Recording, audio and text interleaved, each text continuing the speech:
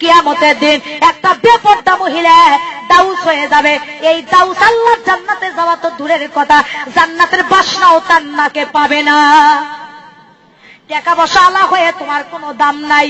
আমার মা বোনেরা, পায়জামা গুলো দেখেন, স্কিন পায়জামা পরে যা দেখতে তল্লাবাসের মতো পাদা শিকল লাগে, মাথার চুল কাটে বানরের লেজের মতো করে দেয়। যারা বলেন ঠিক না ঠিক? বোরকা যে পর্দার জন্য গো, সেই বোরকা গাওয়াত দিয়ে রন্না খান গলায় পেঁচে দেয়, বুকের উপর দেয় না, মাথায় কাপড় দেয় না। আমি আমার ভাষায় নাম রাখছি, এরা হলো তনসেল বারা মুসলমান। এদের স্থানটা হবে তাসলিমা নাসরিনের সাথে জাহান্নামে। জোরে জোরে বলেন ঠিক না বেঠি? আমার বাজান, হক কথা বলতেছি। আমি বক্তাকে আর দাওয়াত করবেন না, তাতে যায় আসে না, কিন্তু আজকে তো আপনাদেরকে বলার সুযোগ পাইছি। জোরে বলেন ঠিক না ঠিক? বাজান রে, পর্দা করা ফরজ। কেউ জানবে হায়া বেপর্দা করে চলবা না। মোটর সাইকেলের পিছনে শ্যাম্পু করে যায়, বেগনা পুরুষেরা কয় খায় না খায় মাল এক খান গেল। জোরে কোন ঠিক না ঠিক? হায় হায়, মহিলাদের চেহারা দেখে কয় মাল এক খান গেল। নাউজুবিল্লাহ নাউজুবিল্লাহ। আমার মা বোনেরা রে, আমার দরদিরা রে, তোমাদের কুদরাতে পায়ে হাত দেবো আমি তোমাদের সন্তানের মতো, ছোট বোনের মতো। তোমাদের কুদরাতে পায়ে হাত দিয়ে বলবো, মাগন মরে একদিন তোমরা যাবা, কবরের মেহমান একদিন হবা। তোমরা জান কেউ নামাজ ছেড়ে দিও না, আর ফরজ পর্দা জান তোমরা কেউ ছেড়ে দিও না।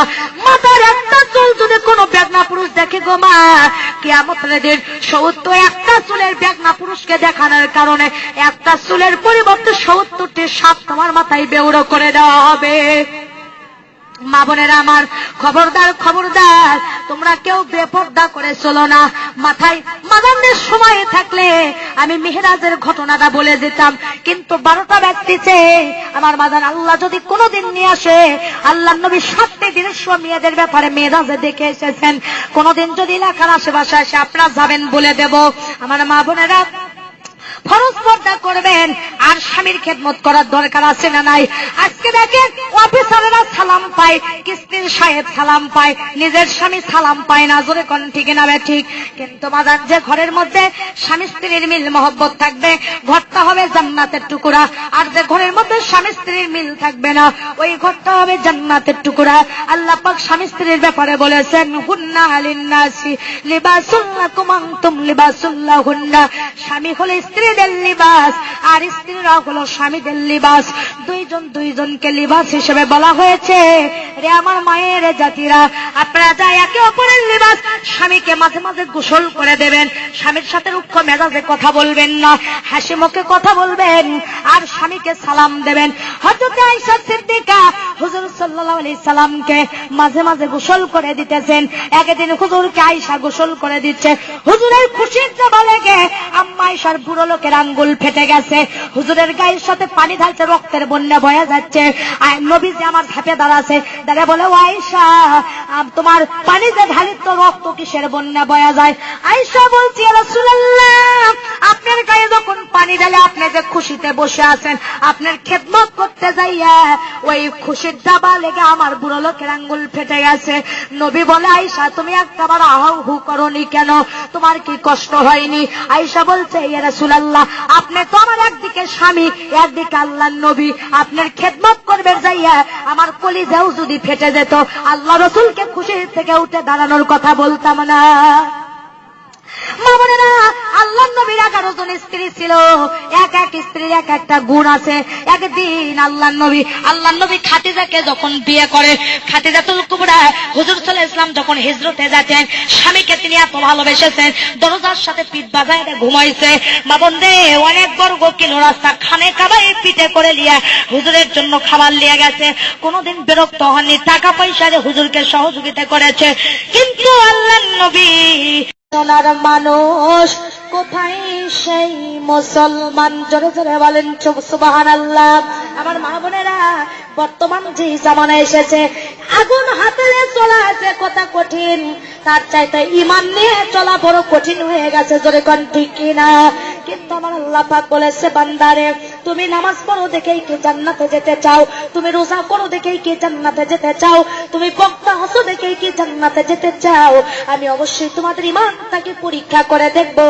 ওয়ালা নাবুলু ونبلونكم بشيء من الخوف والجوع ونقص من الأموال والأنفس والثمرات وبشر الصابرين سبحان الله আল্লাহ রাব্বুল আলামিন সুবহানাহু ওয়া তাআলা তিনি বলেছেন বান্দিরা রে আমি তোমাদেরকে এই পৃথিবীর বুকে যারা সুদ খাবে ঘুষ খাবে জিনা করবে ব্যভিচার করবে অন্যায় অত্যাচার করবে তাদেরকে কোনো বিপদ দেব না মুসিবত দেব না কিন্তু যারা আমি আল্লাহর রাস্তায় চলবে যত বিপদ দেওয়া দরকার আমি তাদেরকেই দেব এই কারণেই দেব শুধু তাদেরকে পরীক্ষা করার জন্য আমার মাদান ইব্রাহিম আলাইহিস সালামকে আমার আল্লাহ 4টি পরীক্ষা দিয়েছিল জোরে বলেন কয়টা হযরত সাবির পিতা সাইয়েদিনা ইব্রাহিম আলাইহিস সালাতু সালাম ইসলামের দাওয়াত করে নমরুদের প্রাণে সহ্য হয় না নমরুদ আগুনের গর্ত খুঁড়ে সাইয়েদিনা ইব্রাহিম আলাইহিস সালামকে ফেলে দিচ্ছে ধাক্কা দিয়া আমার মাদান ইব্রাহিমকে যখন আগুনের মধ্যে ধাক্কা দিয়ে ফেলে দেয় এমন সময় ওই দিক দিয়ে জিবরাইল আলাইহিস সালাতু সালাম যাচ্ছিলেন যাওয়ার সময় সাইয়েদিনা ইব্রাহিম আলাইহিস সালামকে বলতেছে রে ইব্রাহিম তুমি আল্লাহর কাছে তো সাহায্য চাচ্ছ কিন্তু আমি জিবরাইলকে 6600 পাখা আল্লাহ দিয়েছে যদি একটাবার আমার কাছে সাহায্য চাও আমার রহমতের পাখা দিয়ে নমরুদের আগুনকে আমি লিভাইয়া দেব তখন মামুন আমার সাইয়েদিনা ইব্রাহিম আলাইহিস সালাম বলতেছে না রে জিবরাইল না আমার আল্লাহ আমার জন্য যথেষ্ট হাসবুন আল্লাহু মান ওয়াকিলু লিমান মাওলা ওয়ালিয়া মান নাসির এ জিবরাইল তুই এখান থেকে বেরিয়ে যা এখানে আশিগান মাসিকের খেল চলছে প্রেম চলছে এখানে আমি আর আল্লাহর মধ্যে পরীক্ষা চলছে ইমানি পরীক্ষা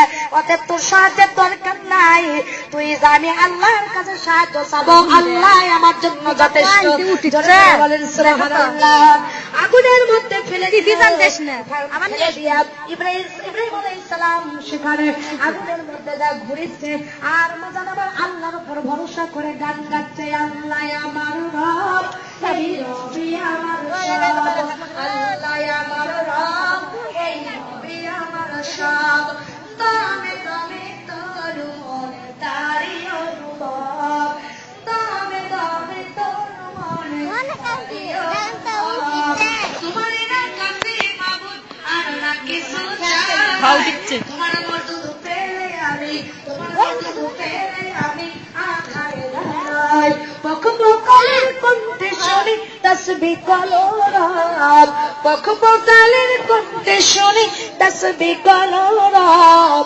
আল্লাহ আমার রব এই রবি আমার সব জোরে জোরে বলেন মারহাবা ইব্রাহিম আলাইহিস সালাম যখন এই গানটা গাচ্ছিল তখন আমার আল্লাহ পাক আগুনকে ডাক দিয়ে বলেন হে আগুন আমার ইব্রাহিমের জন্য তুমি ঠান্ডাদায়ক হয়ে যাও বড় দাও সালামান কওলান আলাল ইব্রাহিম হে আগুন তুমি আমার ইব্রাহিমের জন্য ঠান্ডাদায়ক হয়ে যাও ফুলের বাগান হয়ে যাও সঙ্গে সঙ্গে বাজান দাহু দাহু জ্বলন্ত আগুন সাইয়েদিনা ইব্রাহিম আলাইহিস সালামের জন্য আগুন পানি হয়ে গেল ঠান্ডাদায়ক হয়ে গেল এবং ওই আগুন ফুলের বাগানে পরিণত হয়ে গেল জোরে কোন সুবহানাল্লাহ সাহায্যের মালিককে ওয়াকানা হাক্কান আলাইনা নাসরুল মুমিনিন যারা আল্লাহর হুকুম মানে মুমিন হয়ে যাবা তোমরা যত বিপদে পড়ো মুসিবতে পড়ো যেখানে পড়ে যাও পৃথিবীতে কারো সাহায্যের দরকার নাই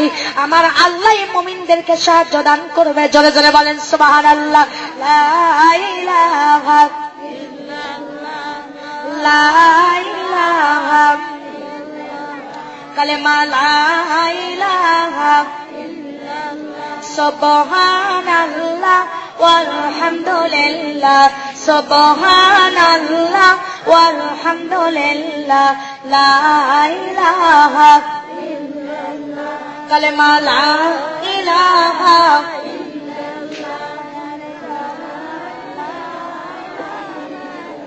সুবহানাল্লাহ ওয়ালহামদুলিল্লাহ লা ইলাহা লা ইলাহা ইল্লাল্লাহ মুহাম্মাদুর রাসূলুল্লাহ সকলে বলি সাল্লাল্লাহু আলাইহি ওয়াসাল্লাম। আমার মাজান, আমাদের নাম হলো মুসলমান, আমাদেরকে আল্লাহ দিয়েছে আল কোরআন। আরে আল কোরআন দেবে প্রত্যেকটা মানবতার দুনিয়া আখিরাতের সমাধান। জোরে জোরে বলেন সুবহানাল্লাহ। আমার মা বোনেরা, তাহলে সেই কোরআনের হক কথা বলতে গেলে আমাদের সমাজ আর শান্তি পাওয়া যায় না। যদি কোন ঠিক না বা ঠিক, আল হাক্কু মুররুন, হক কথা কাফির বেঈমানের কাছে লাগে টিকিয়া। জোরে বলেন ঠিক না বা ঠিক। আমার মা বোনেরা, আমার দরদীরা, যেমন আজকে দেখেন একটা মাদ্রাসা ময়দানের উদ্যোগে ওয়াজটা দেওয়া হয়েছে। এই মাদ্রাসায় যত ছাত্ররা পড়বে এরাই কিন্তু কেবল দিনের আলোকিত পাবে।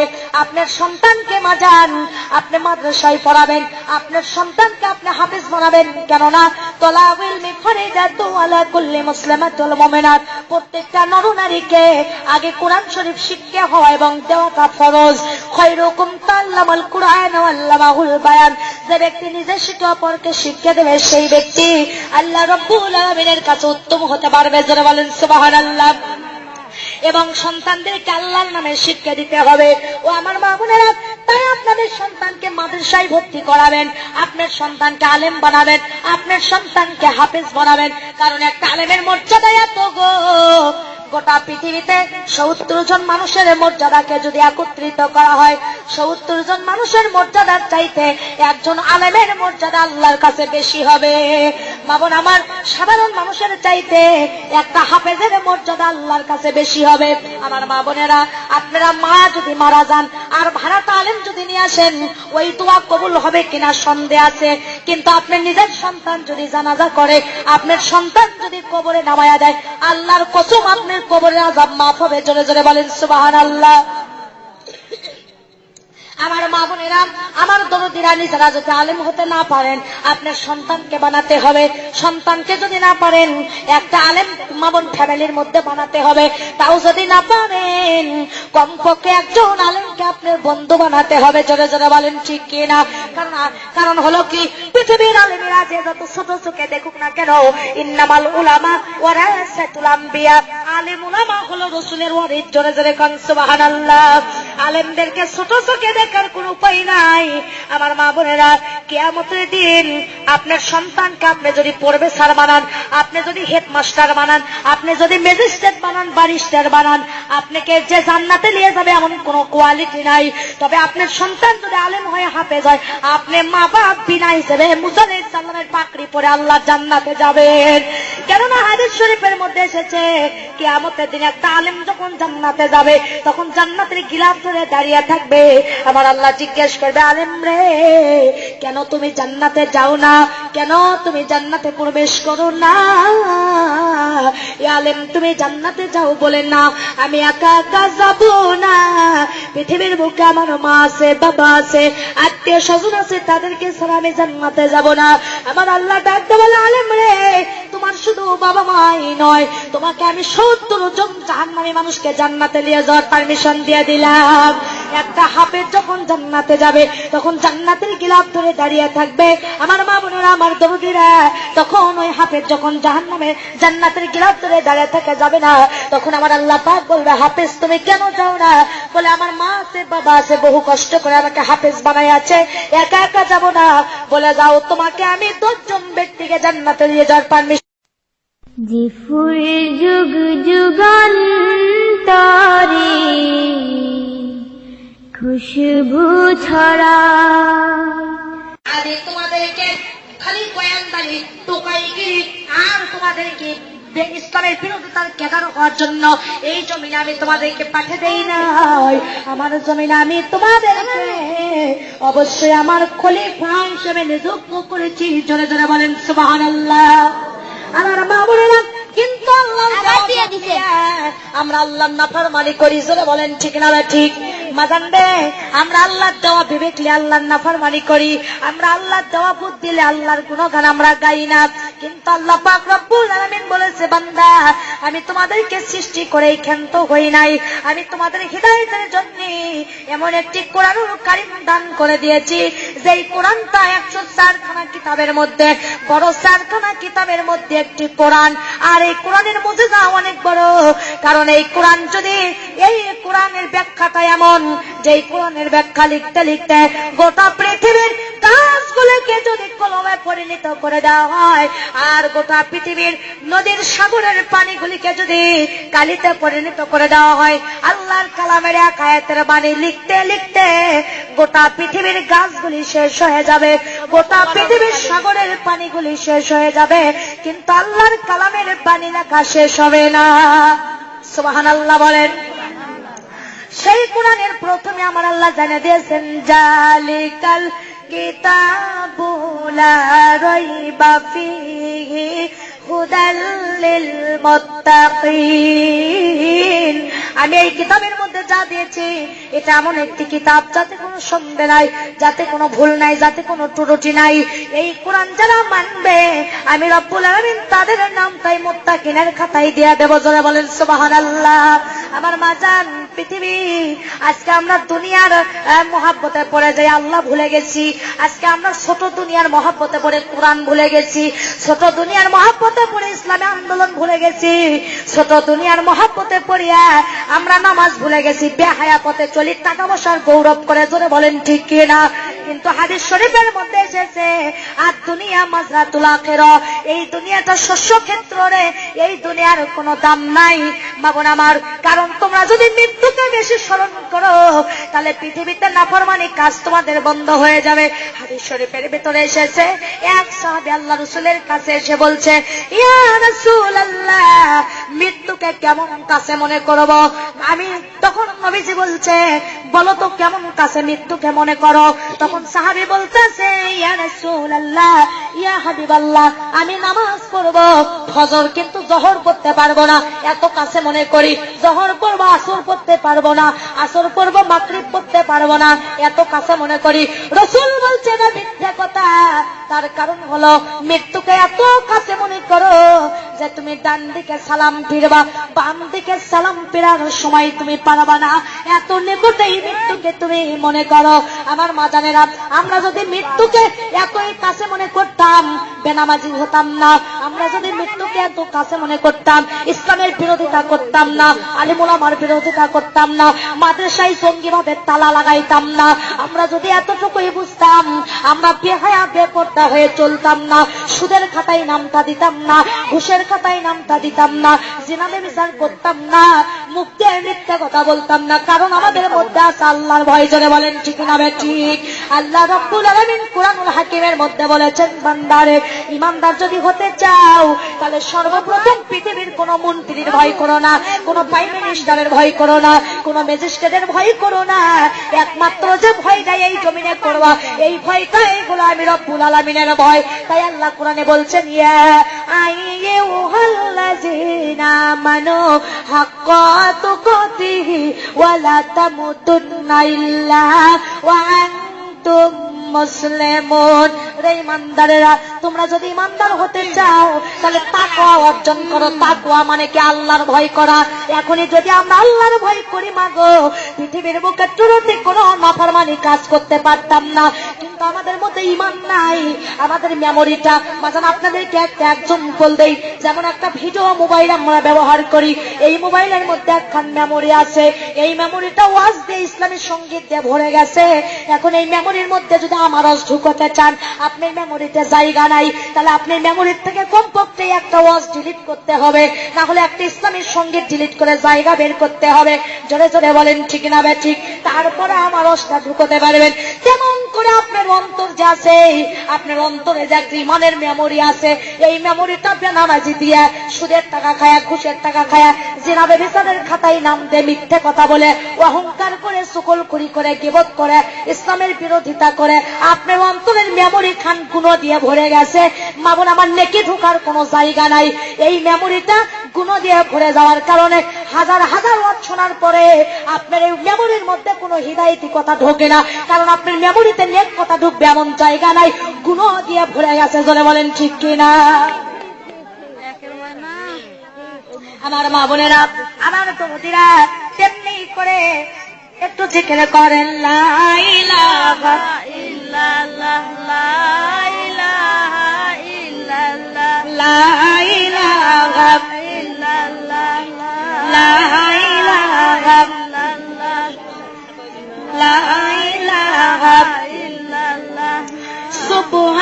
সুবহানাল্লাহ ওয়ালহামদুলিল্লাহ লা ইলাহা ইল্লাল্লাহ। পেছনের মা বোনেরা পড়তেছেন তো সবাই? হ্যাঁ। জিকির করেন লা ইলাহা ইল্লাল্লাহ লা ইলাহা ইল্লাল্লাহ লা ইলাহা ইল্লাল্লাহ সুবহানাল্লাহ ওয়ালহামদুলিল্লাহ লা ইলাহা ইল্লাল্লাহ লা ইলাহা ইল্লাল্লাহ লা ইলাহা ইল্লাল্লাহ কালেমা লা ইলাহা ইল্লাল্লাহ লা ইলাহা ইল্লাল্লাহ লা ইলাহা ইল্লাল্লাহু মুহাম্মাদুর রাসূলুল্লাহ। সকলে বলি সাল্লাল্লাহু আলাইহি ওয়াসাল্লাম। রে আমার মা বোনেরা, এখানে যতজন আমার আম্মা জানেরা আছেন, বলেন তো মৃত্যু একদিন সবার আছে না নাই? আছে। কুল্লু নাফসিন যায়কাতুল মউত। জীবন যার আছে একদিন হলেও মরণের স্বাদটাকে গ্রহণ করতে হবে, জোরে বলেন ঠিক কিনা? কিন্তু আপনি যেদিন মারা যাবেন গো, কি সামগ্রী কবরে নিয়ে যাবেন সেই ব্যবস্থা করার দরকার আছে না নাই? আমরা তো মরেই যাব, আমরা তো মরেই যাব, চলেই যাব, রেখে যাব সবই কবরেতে যেদিন যাব। সঙ্গে নিব কি রে আমরা, সঙ্গে নিব কি? জোরে জোরে বলেন ঠিক না ব্যাঠি? কি সঙ্গে নিব এইটা রেডি করার দরকার দুনিয়ার বুকে আছে। মামুন আমার, এই জন্য আমার আল্লাহ একটা কোরআনুল কারীম দিয়েছেন। এই কোরআনটা শুরু হয়েছে বা দিয়া, শেষ করা হয়েছে সিন দিয়া। তাহলে পাস হয়ে গেল। একটা মানুষের জন্য যত কথা লাগবে, আল্লাহ রাব্বুল আলামিন হালাল কি, হারাম কি, নামাজ কি, বেনামাজি কি, সুদ ঘুষ কি, সুও কি, ছল চাতুরি কি, মিথ্যা কথা কি, অহংকার কি, সব সাবজেক্ট গুলোই তার কোরআনের মধ্যে সাপ্লাই করে দিয়েছেন। অতএব এই কোরআন অনুযায়ী যদি জীবন করি, আর আমাদের জীবনটা যদি কোরআনের মতোই হয়ে যায়, তাহলে কিয়ামতের দিন বিনা হিসেবে জান্নাতে যাব, তাতে কোনো সন্দেহ হবে না। জোরে বলেন সুবহানাল্লাহ। আমার মা বোনেরা, আল্লাহ পাকের গোলামি করার জন্য আল্লাহ যে জ্ঞানগুলো দিয়েছেন, এই জ্ঞান নিয়ে আজকে আমরা ইসলামের বিরোধিতা করি। অথচ আল্লাহ বলছেন নাদিনা ইনদাল্লাহ ইসলাম আদ-দ্বীন। আমি তোমাদেরকে পূর্ণাঙ্গ একটি জীবন বিধানের ব্যবস্থা দিয়েছি। তোমাদের ইসলাম মানে হলো শান্তি। তোমাদের কেমন একটা দিন আমি দিয়েছি, সেই দিনের নাম হলো ইসলাম। আর ইসলাম মানে শান্তি, ইসলাম মানে। কিন্তু যারা ইসলাম মানে, তাদের এই জামানায় কোনো শান্তি নাই। নতুন করে বদর শুরু হয়েছে, তোরা বলেন ঠিক না ব্যাঠিক? কইরা খালেদ, কইরা উমার, কইরা আবু বকর। নতুন করে বাংলাদেশে আসলো রে বদর। কোথা গেল সে মানব দরদি তৌহিদি সন্তান? কোথা গেল সেই সৃজনী? কিন্তু তুমি যে এই দুনিয়ার মহাব্বত করো, এখনই যদি মারা যাও, এই দুনিয়া কিন্তু তোমার মহাব্বত করবে না। জোরে বলেন ঠিক কিনা? এই দুনিয়ার ব্যাপারে বোঝানো হয়েছে মাগো, আপনারা যদি বালতিনের ভিতর থেকে, পুকুরের ভিতর থেকে যদি এক মুঠ পানি খামসাতে ধরেন, আপনারা বলেন তো কয়টা পানি মুঠের মধ্যে আটকাতে পারবেন? একটাও পানি আটকাতে পারবেন না। এখনই যদি মালিকুল মউত হযরত আজরাইল আলাইহিস সালাম চলে আসে, এই পৃথিবীকে আমরা 3 তলা বিল্ডিং দেই না কেন, প্রাইম মিনিস্টার হন না কেন, ওসিডিসি হন না কেন, আপনি কিন্তু এই দুনিয়াকে রক্ষা করে রাখতে পারবেন না। কিন্তু আপনি এখনই মরে যান, এই দুনিয়া কিন্তু আপনি বলবে না আপনি দুনিয়ার মহাব্বত করেন, দুনিয়া কিন্তু আপনার মহাব্বত করে না। এই দুনিয়া কিন্তু বলে না যে এই ব্যক্তিটা আমার ভিতরে 50 বছর বসবাস করেছে, অতএব একে 3 দিন পরে কবরে দাও, 4 দিন পরে কবরে দাও, এমন কথা কিন্তু দুনিয়া কোনোদিন বলে না। সেই দুনিয়ার মহাব্বত করিয়া আপনারা টাকার বাচ্চার পেছনে দৌড়ান দুনিয়ার শান্তির জন্য। কিন্তু আমার আল্লাহ জানে দিচ্ছেন, হুয়াল্লাযী আনজালা সাকিনাতা ফি কুলুবিল মুমিনিন। ওগো বান্দী, তুমি যদি মুমিন হও, তাহলে শান্তি তোমার পেছনে দৌড়াবে, শান্তির পেছনে তোমাকে দৌড়ান লাগবে না। আমি আল্লাহ শান্তি তোমার পেছনেই দৌড়াবে। জোরে কোন সুবহানাল্লাহ। লা ইলাহা লা ইলাহা সুবহানাল্লাহ ওয়ালহামদুলিল্লাহ লা ইলাহা।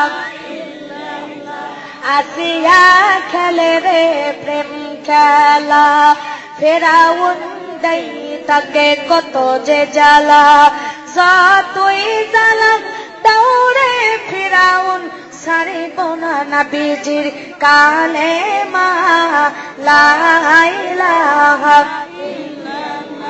কালেমা লা ইলাহা সুবহানাল্লাহ ওয়ালহামদুলিল্লাহ লা ইলাহা উঠিল বেলা ডুবিল বেলা রাত্রি হইল অন্ধকার আমার হায়াতরে যে ফুরাইয়া গেল কবর ডাকছে বারে বার লা ইলাহা লা ইলাহা ইল্লাল্লাহু মুহাম্মাদুর রাসূলুল্লাহ। আবার বাজান আতিউল্লাহ ওয়া আতিউর রাসূলা ইয়া উলিল আমরি মিনকুম, পৃথিবীতে তোমরা রাসূলের আনুগত্য করো। রাসূলের আনুগত্য করা মানে আমার আল্লাহর আনুগত্য করা, একই কথা। জোরে বলেন সুবহানাল্লাহ। কারণ আল্লাহ কোরআনে বলেছেন, ও নবী তুমি মানুষকে বলে দাও তারা কি আমি আল্লাহকে ভালোবাসতে চাই, তারা কি আমি আল্লাহকে পেতে চাই। তারা যদি আমি আল্লাহকে ভালোবাসতে চায় তাহলে আমি আল্লাহ ভালোবাসার আগে তুমি নবীকে যেন তারা ভালোবাসে। কুল ইন কুনতুম তুহিব্বুনাল্লাহ ফাত্তাবিউনি ইউহিব্বুকুম ওয়া ইয়াগফির লাকুম যুনুবাকুম ওয়াল্লাহু গফুরুর রহিম। জোরে জোরে বলেন সুবহানাল্লাহ। ও আমার মা বোনেরা, আল্লাহ বলছো গো নবী তুমি মানুষকে বলে দাও তার আগে তোমাকে আমি আল্লাহ পেতে চাই, তার আগে তুমি নবীকে যেন ভালোবাসে। তুমি নবী যদি আমার বান্দিরা ভালোবাসে তাহলে ফাত্তাবিউনি আমি আল্লাহ তাদেরকে মহব্বত করব। শুধু মহব্বত করে ক্ষান্ত হব না, আবার তাদের জীবনের সব গুনাহগুলি আমি আল্লাহ মাফ করে দেব। মা বোনেরা আমার, তাহলে নবীকে কেমন করে ভালোবাসতে হবে? পাইলে নিরালাই গো রাসূল, পাইলে নিরালাই আমরা দুই কদমে চুমা দেব চরম ধুলির মাধব গাই। পাইলে নিরালাই গো রাসূল, পাইলে নিরালাই মদিনা শরীফ বহু দূরে লোহিত সাগরের পারে গো। সালাম দিলে সালাম শোনে, সালাম দিলে সালাম শোনে নবীজির রওজায়। পাইলে নিরালাই গো রাসূল, পাইলে নিরালাই আমরা দুই কদমে চুমা দেব চরম ধুলির মাধব গায়ে। পাইলে নিরালাই গো রাসূল, পাইলে নিরালাই তো জাহানের বাদশাহ হইয়া আপনি মদিনাতে আছেন শুয়া গো। উম্মতের মায়াই নবী, উম্মতের মায়াই নবী কেঁদে কেঁদে বুক ভাসাই। পাইলে নিরালাই গো রাসূল, পাইলে নিরালাই। জোরে জোরে বলেন মারহাবা। মাজান রে, আল্লাহ নবী কেমন করে ভালোবাসতে হবে আমি আপনাদেরকে বিষয়ে একটি কথা বলবো। আমার মা বোনেরা, আমার দরদিরা, দেখেন নবীকে ভালোবেসেছিল হযরত হানজালা। বাসর ঘরে আল্লাহর প্রেমে হানজালা পাগল হয়ে গিয়েছিল। জোরে বলেন কথা ঠিক কিনা? আমার মা বোনেরা, হযরত হানজালা নতুন বিয়ে করে এনেছে, বাসর করেছে, ফরজ গোসল দেবে এমন সময়, আমার মা বোনেরা ফরজ গোসল দেবে এমন সময় হানজালার কানে ভেসে আছে যে মুহাম্মদ সাল্লাল্লাহু আলাইহি সাল্লাম আর দুনিয়ার বুকে বেঁচে নাই। পরনের লুঙ্গি হাতে করে বিবির কাছে ফিরে যায়, যা বলে বিবি রে তুমি আমাকে বিদায় করে দাও, আমি মনে হয় তোমার ঘরে আর ফিরে আসতে পারবো না। বিবি বলতেছে স্বামী গো আপনার উপর গোসল ফরজ হয়ে গেছে, আপনি এমন অবস্থাতে কোথায় যাবেন? তখন বলছে বিবি রে কার জন্য আমি গোসল করব? যে নবীর জন্য পবিত্র খবরে ওই নবী যদি দুনিয়াতে না থাকে কার জন্য আমি গোসল করব? ওগো বিবি হাতে তরবারি তুলে দাও, আমি যাব নবীর মহব্বতে জিহাদের ময়দানে। আমার মাজান সেই হানজালা উহুদের ময়দানে আমার মাজান হাতে তরবারি করে লিয়া বিবি বলতেছে স্বামী গো গোসল করে যান, গোসল তো আপনার উপর ফরজ হয়ে গেছে। বলে বিবি রে আমার ওপর গোসল যেমন ফরজ হয়ে গেছে, তার চাইতে ইসলামে আন্দোলন করার জন্য, নবীর জীবন রক্ষা করার জন্য আন্দোলন করা ফরজ গোসলের চাইতে আমার ওপর বেশি জরুরি হয়ে গেছে। আমার মা বোনেরা, নাপাক শরীর অবস্থায় হযরত হানজালা উহুদের দিকে চলতেছে। উহুদের ময়দানে যাইয়া কাফের বেঈমানের সাথে লড়াই করে, যুদ্ধ করে হযরত হানজালা আর আগাইতে পারলেন না। মা বোন আমার, কাফের বেঈমানের হাতে হানজালা শহীদ হয়ে গেল। যাওয়ার পরে বিবির কানে পৌঁছে যায়। বিবি প্রাণ পাখির মতো ময়দানে ছুটে গেল। যায় দেখে আল্লাহর নবী এক প্রান্তরে দাঁড়িয়ে আছে। বলে, ইয়া রাসূলুল্লাহ, ইয়া হাবিবাল্লাহ, আপনি যদি আজকে কাউকে গোসল করে না দেন, তাহলে আমার স্বামী যে আপনার জন্য জীবন দিয়ে শহীদ হয়ে গেছে। ইয়া রাসূলুল্লাহ, শুনেছি যারা ইসলামের কাজে নিহত হয়ে যায়, ওয়ালা নাবলুওয়ান্নাকুম বিশাইইন মিনাল খাউফি ওয়াল জুই ওয়া নাকসিম মিনাল আমওয়ালি ওয়াল আনফুসি ওয়াস সামারাত। এরপরে শুনেছি ওয়ালা তাকুলু লিমান ইউকতালু ফি সাবিলিল্লাহি আমওয়াত বাল আহয়াউ ওয়ালাকিন লা তাশউরুন। ও নবী, যারা নাকি আল্লাহ রাস্তায় জীবন দিয়ে দেয়, তাদেরকে সাধারণ মৃত্যু করে বলা যাবে না। তারা অমর, তারা সব সময় জীবিত থাকে। আর আল্লাহর জন্য, রাসূলের জন্য, কুরআনুল কারীমের জন্য সত্য মনে করে যারা জীবন দেয়, তারা হচ্ছে শহীদ। যারা বলেন তাদের নাম কি? আর শহীদদেরকে আল্লাহ দান করবেন 5টা মর্যাদা। জোরে বলেন কয়টা মর্যাদা? 5টা মর্যাদা। 1 নম্বর, শহীদেরা যখন মারা যাবে গো, শহীদদের জানটা আজরাইল কবজ করবে না। শহীদদের জানটা স্বয়ং আল্লাহ রব্বুল আলামিন কবজ করবেন। জোরে বলেন সুবহানাল্লাহ। 2 নম্বর কথা, শহীদদেরকে আল্লাহ পাক বলছেন যে তোমরা দুনিয়ার কোন পানি দিয়ে গোসল করে দিও না, তোমরা ওই অবস্থায় কবরে পাঠিয়ে দাও। 3 নম্বর কথা, শহীদদেরকে যে পোশাক করে থাকবে, ওই রক্তমাখা জামেলিয়া কবরে দিয়ে দাও। আর 4 নম্বর কথা, আমার মাদান আল্লাহ পাক বলছেন শহীদেরা যে জান্নাতে যাবে, এই দরজাটাই হচ্ছে কবর। শহীদদের কোনো সওয়াল জবাব হবে না। আর কিয়ামতের দিন একজন শহীদকে 70 জন দোজখী মানুষদেরকে জান্নাতে নিয়ে যাওয়ার পারমিশন, ক্ষমতা দেওয়া হবে। শহীদের কত মর্যাদা! তখন হানজালার বিবি বলতাছে, ইয়া রাসূলুল্লাহ, কাউকে যদি গোসল করে না দেন, আমার স্বামীকে গোসল করে দেওয়া লাগবে। তার কারণ আছে, আমার সঙ্গে মিলামেশা করেছে, তার উপর গোসল ফরজ ছিল, কিন্তু ফরজ গোসল বাদ দিয়ে ইসলামের মহাব্বতে আমার স্বামী এই ময়দানে এসে জীবনটা দিয়েছে। আল্লাহর নবী সাহাবীদেরকে ডাকতে বলে, সাহাবীরা, আরে হানজালার লাশখানা কোথায় আছে তোমরা খোঁজো। গোটা উহুদের ময়দান খোঁজে, হানজালার লাশখানা কোথাও নাই। আমার মাজান খুঁজতে খুঁজতে হয়রান হয়ে যাওয়ার পর আসমান থেকে ইলহামের মাধ্যমে জবান চলে আসলো, ও গো নবীজি, আসমানের দিকে তাকাও। আসমানের দিকে তাকায়া দেখে হানজালার চুলের গোড়া দিয়ে কাঁচা পানি টপ টপ করে আল্লাহর জমিনে পড়ে যাচ্ছে। জোরে বলেন সুবহানাল্লাহ। তখন নবী আমার অবাক মেরে গেছে। আমার আল্লাহ পাক বলতেছে, নবী গো, তোমাকে যারা ভালোবাসে তারা যেন আমাকেই ভালোবাসে, যারা তোমার আনুগত্য করে তারা যেন আমার আনুগত্য করে।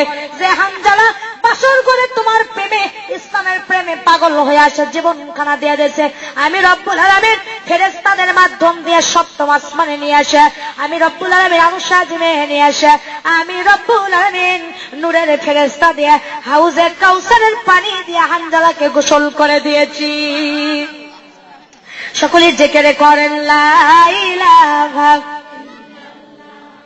লা ইলাহা সুবহানাল্লাহ ওয়ালহামদুলিল্লাহ, লা ইলাহা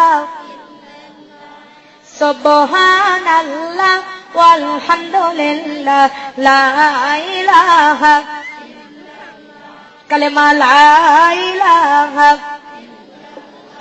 সুবহানাল্লাহ ওয়ালহামদুলিল্লাহ, লা ইলাহা, কালেমা লা ইলাহা, কালেমা লা ইলাহা। আসিয়া খেলে রে প্রেম খেলা, ফেরাউন দেয় তাকে কত যে জ্বালা, যতই জ্বালা দাওরে ফেরাউন ছাড়িব না নবীজির কালেমা। লা ইলাহা লা ইলাহা ইল্লাল্লাহু মুহাম্মাদুর রাসূলুল্লাহ। সকলে বলি সাল্লাল্লাহু।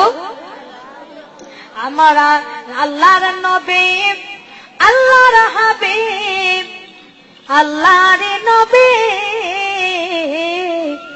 আমরা যে তার গুনাহগার উম্মত, উম্মতের করলাম কি? আল্লাহর দোস্ত আখিরি জামানার নবী, আমরা যে তার গুনাহগার উম্মত, উম্মতের করলাম কি? যে নবী আমাদের জন্য কান্দে, আজও কান্দেন মদিনায়, ওই নবীর দ্বীন ইসলামের জন্য আমাদের কলিজাটা একটা বার কান্দে না। জোরে কোন ঠিক কিনা? রে আল্লাহর বান্দিরা, কিয়ামতের দিন মানুষ 5টা অপরাধের কারণে জাহান্নামে যাবে। জোরে বলেন কয়টা অপরাধের কারণে? 5টা অপরাধের কারণে মানুষ জাহান্নামে যাবে। তার মধ্যে 1 নম্বর অপরাধ, মানুষের বিচার শুরু হইয়া আমার মাজান একদল হবে জান্নাতি আর একদল হবে জাহান্নামী। কিন্তু জান্নাতি দলেরা জাহান্নামীদেরকে ডাক দিয়ে বলবে, ও জাহান্নামীরা, কিসের কারণের জন্য এত বড় নিকৃষ্ট জায়গায় এসেছো? দুনিয়া তো একসঙ্গে আড্ডা দিয়েছি, একই সাথে খাওয়া দাওয়া করেছি, একই সাথে হাটে বাজারে আড্ডা দিয়েছি, কিন্তু আজকে তুমি জাহান্নামের মধ্যে কেন? আর আজকে আমি জান্নাতে এসেছি, এটার কারণ কি? তখন ওই জাহান্নামীদের জবাব দিয়ে বের হবে, ফি জান্নাতি তাসালুন আনিল মুজরিমিন, অপরাধীর অপরাধ সম্পর্কে ঘোষণা করবে, ওয়ালাম নাকুনা মিনাল মুসাল্লিন। আমরা 1 নম্বর অপরাধ যে আমরা মুসলমান ঠিকই ছিলাম, কিন্তু আমরা নামাজি মুসলমান ছিলাম না। আমরা নামাজি ছিলাম কিন্তু আমরা বেনামাজি। আমরা জান্নাতে এসেছি, আমরা নামাজি ছিলাম কিন্তু আমরা জাহান্নামে যাচ্ছি। এর একটাই কারণ যে আমরা বেনামাজি ছিলাম, নামাজ পড়তাম না। জোরে বলেন কি করতাম না? আচ্ছা, মোনাজাত না করে যাবেন কয়জন? তারা হাত তোলেন তো দেখি। মোনাজাত না করে যাবেন কয়জন? আলহামদুলিল্লাহ, সবাই করবেন। আর মোনাজাত করবেন কারা কারা থেকে একটু আল্লাহর হাত তুলে দেখান তো। লিল্লাহি তাকবীর। আল কোরআনের আলো সংসদে জালো, আলেম ওলামা যেখানে, নবী আছে যেখানে, আপনার নেতা আমাদের নেতা। লিল্লাহি তাকবীর। আলহামদুলিল্লাহ, হাত নামান। আমার মা বোনেরা, আমার দরদিরা, বেশিক্ষণ আপনাদেরকে আমি বিরক্ত করব না। আমার বাজান, নামাজ ব্যাপারে কিছু আলোচনা শোনার দরকার আছে না নাই? আমার মা বোনেরা, কিন্তু আপনাদেরকে হয়তো অনেক গরম ধরেছে। গরম ধরছে আপনাদেরকে? কিয়ামতের আলামত ভাবে বোঝা যায়, কিয়ামতের আলামত ভাবে বোঝা যায়, সাবধানে থাকিও নারী ঈমান রাখা দায়, সাবধানে থাকিও নারী ঈমান রাখা দায়। কিয়ামতের আলামত ভাবে বোঝা যায়, কিয়ামতের আলামত ভাবে বোঝা যায়, সাবধানে থাকিও নারী ঈমান রাখা দায়। আচ্ছা, আপনারা টাকা দেওয়ার জন্য এখানে আসছেন কেন? আমি নামাজের ওয়াজ করব, পর্দার ওয়াজ করব, স্বামীর খেদমতের কিছু কথা বলবো, শ্বশুর শ্বশুরের খেদমতের কিছু। হ্যালো হ্যালো, আপনারা বাবুরা যেখানে বসে আছেন বসে থাকেন, আমাদের লোক যাবে আপনাদের সামনে, আপনারা সেখানে টাকা দেন। আপনারা কষ্ট করে এখানে আসেন না, আপনারা ধৈর্য সহকারে বসেন, আপনার বক্তব্য শোনেন, তারপরে আপনাদের টাকা দিতে হবে। এখানে লোক, আমাদের লোক আপনাদের কাছে যাবে, এখান থেকে কেউ উঠবেন না। জিকির করেন লা ইলাহা আলু হাতত ভাত আনতে আর গা ধুয়ে নানা, তোমার নানা কত দোয়া করে টাকা লোন গেছে, যাও ভিড় হবে কাছে যাও। কানেকশন কখন করবেন এটা আমি জানি না, সব থাকেন। কালেমা পড়েন লা ইলাহা লা ইলাহা লা ইলাহা ইল্লাল্লাহু মুহাম্মাদুর রাসূলুল্লাহ। সকলে বলি সাল্লাল্লাহু আলাইহি ওয়াসাল্লাম। আমার মা বোনেরা, আমার দরদিরা, গভীর মনোযোগ দিতে হবে। মানান্নে 5 ওয়াক্ত নামাজের দরকার আছে না নাই?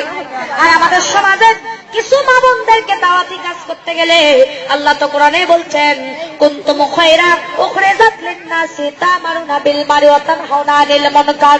তোমরা 18,000 মাখলুকাতের মধ্যে উত্তম জাতি। তোমরা মানুষকে সৎ কাজের আদেশ দাও, অসৎ কাজের জন্য বিরত রাখো। আর আমাদের সমাজে হক কথা বলতে গেলে তার আর বন্ধু থাকে না, জোরে কোন ঠিক কিনা? কিছু দাউস মহিলা আছে, নিজেরা ইসলাম মানে না, অপরের ক্ষতি করে, নিজেরা নামাজ পড়ে না, অন্যের নামাজ পড়া দেখলে টিটকারি দেয়। এরকম আছে না নাই? কয় তুমি বড় হাজির হয়ে গেছো, কয়েকদিনের মঞ্চে এসে গেছো, মন ঠিক থাকলে কিছুই লাগে না, বলে কি বলে না? জোরে কর। এরা হলো শয়তানের টোকাই, এরা হলো শয়তানদের গ্যাদার ও শয়তানের খালাতো বোন। কয় মন ঠিক থাকলে কিছুই লাগে না। আরে নাফরমানের দলেরা, তোমরা মন কবে ঠিক করবা, কবে নামাজ পড়বা? এক ওয়াক্ত নামাজ যারা কাজা দেয়, মান তারাকাতিস সালাতি মুতাআম্মিদান ফাকাদ কাফার। ইচ্ছা করে যদি কেউ এক ওয়াক্ত নামাজ কাজা দেয়, তাহলে সে ব্যক্তি নাফরমান, কাফের হয়ে যায়। আর একজন ব্যক্তি যে মুসলমান, আর একজন ব্যক্তি যে কাফের, এর মধ্যে পার্থক্যই হলো বাইনাল আবদি বাইনাল কুফরি তারকুস সালাত। একজন ব্যক্তি মুসলমান, আর একজন ব্যক্তি নাফরমান, এর পার্থক্যই করে হলো 5 ওয়াক্ত নামাজ। আমার মা বোনেরা, কিন্তু কুরআনুল কারীমে এসেছে, ইন্নাস সালাতা তানহা আনিল ফাহশাই ওয়াল মুনকার।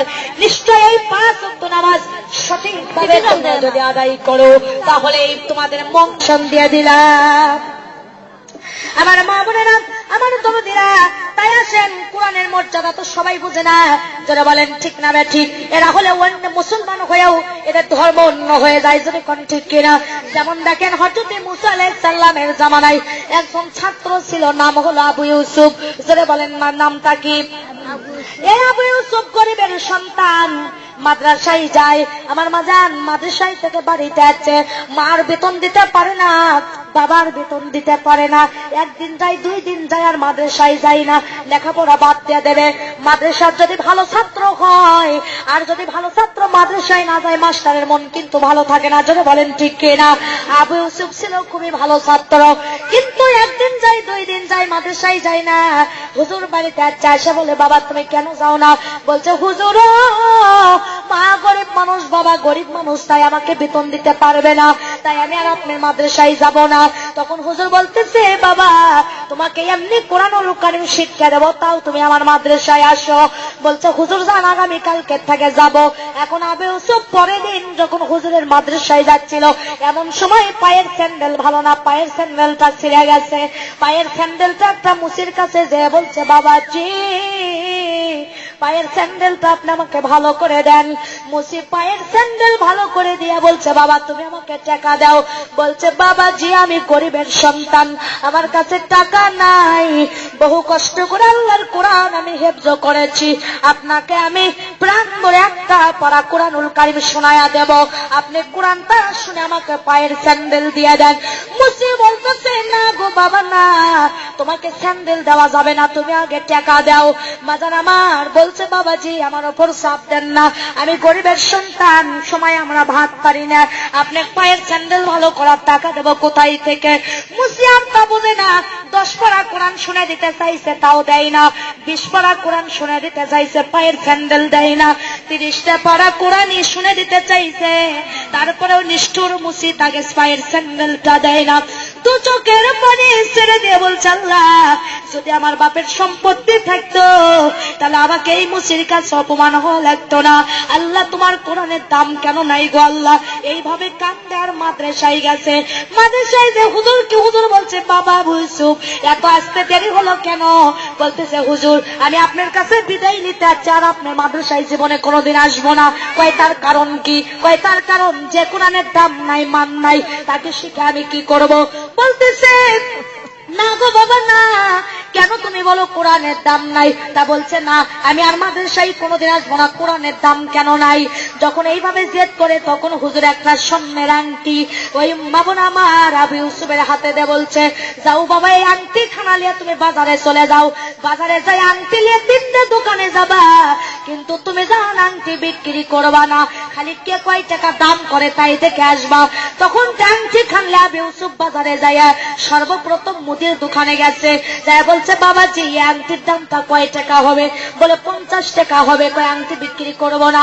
সেখান থেকে কসমেটিকের দোকানে গেছে, কয় আংটির দাম 50,000 টাকা দেওয়া যাবে, কয় না আংটি বিক্রি করব না। সেখান থেকে স্বর্ণকারের দোকানে গেছে, এখন স্বর্ণকার বলতেছে না রে আবু ইউসুফ এই আংটির যে দাম, আমি যদি আমার স্বর্ণকারের দোকানটাকে 7 বার বিক্রি করে দেই তোমার আংটি কেনার সমতুল্য দাম আমার হবে না। আমার মা বোনেরা তখন ওই 3 দোকানের দাম করে আংটি লিয়ে হুজুরের মাদ্রাসায় চলে আসছে, আসা বলছে হুজুর এই আংটিটা নিয়ে গেলাম মুদির দোকানে, 50 টাকা দাম করছে বিক্রি করিনি। কসমেটিকের দোকানে গেছি, সেখানে যায় 50,000 টাকা দাম করছে বিক্রি করিনি। স্বর্ণকারের দোকানে গেছি, স্বর্ণকার বলছে দোকান যদি 7 বার বিক্রি করে দেই আংটি কেনার সমতুল্য দাম আমার হবে না। হুজুর কই এই পর্যন্ত আমি দেখে আসলাম।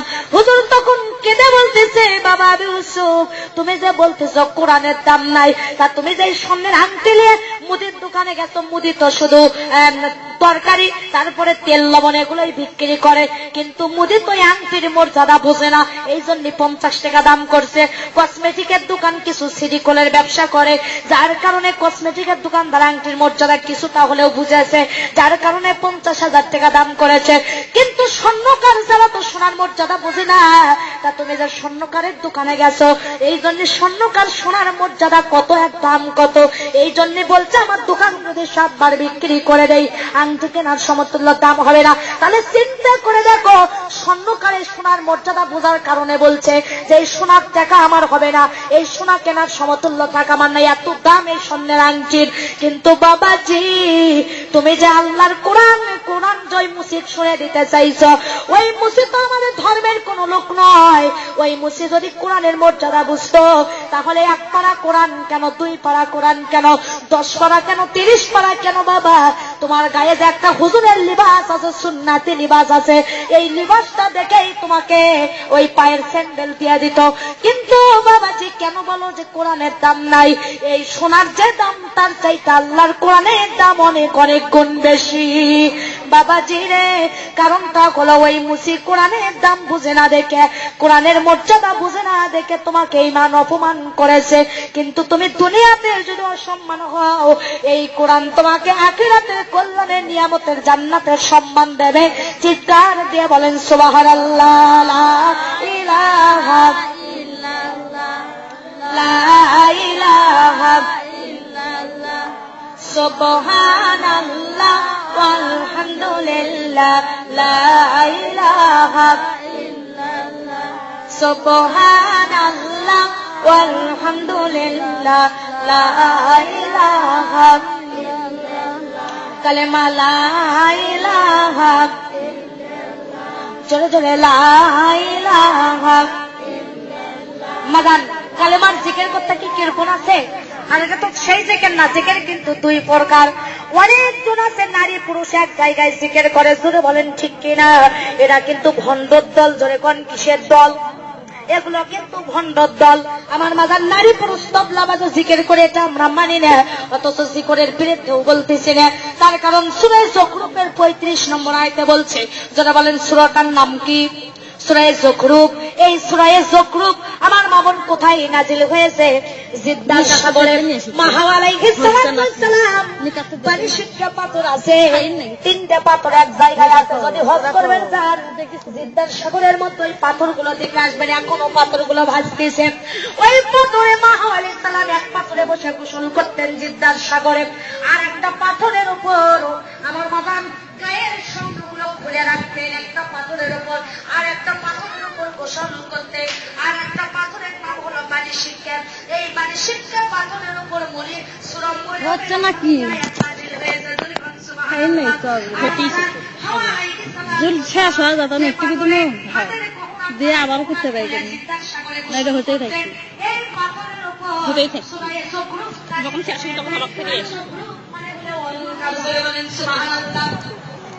আমার মাদান এই জগরূপের কয়েকদিন সন্তানায় আল্লাহ বলেছেন ওয়ামাইয়াশু আনবি যিকিরির রহমান নুকাইয়িদ লাহু শাইতানান ফাহুয়া লাহু করিন। যে ব্যক্তি জিকির করে না ওই ব্যক্তির ঘরে আল্লাহ শয়তান বন্ধু চাপিয়ে দেয়। কিন্তু কোন জিকির? নামাজ পড়ার নাম হলো জিকির, কোরআন তেলাওয়াতের নাম জিকির, আল্লাহকে স্মরণ করার নাম হলো জিকির। আমার মাদান নারী পুরুষ এক জায়গায় তোর বাড়ি বাজে, তুমি বাবা তুমি কাবা তুমি আমার সবই, তোমার নাম জপলে বাবা, তোমার নাম জপলে বাবা আগুন হয়ে যে পানি। জোরে জোরে কন্যা উজুবিল্লাহ। এই ধরনের জিকির করা যাবে না। আমার মাদান জিকির যদি করতেই হয় নিরালা বসে জিকির করো, তাহাজ্জুদের নামাজের বিছানায় জিকির করো, একা একা আল্লাহকে ডাকো। আল্লাহ তোমার সঙ্গে উদুনি আস্তাজিব লাকুম যেভাবে ডাকবা আমার আল্লাহ তোমাদের ডাকে সাড়া দেবে। জোরে জোরে বলেন সুবহানাল্লাহ। মা বোনেরা আমার, আল্লাহ পাক বলছে বান্দিরে দুনিয়ার শান্তির জন্য তোমরা টাকার পেছনে দৌড়াও, সুদের পেছনে দৌড়াও, ঘুষের পেছনে দৌড়াও, নামাজ আখলাক চরিত্র সব বাদ দিয়ে খালি টাকার পেছনে দৌড়াও। দুনিয়ার শান্তি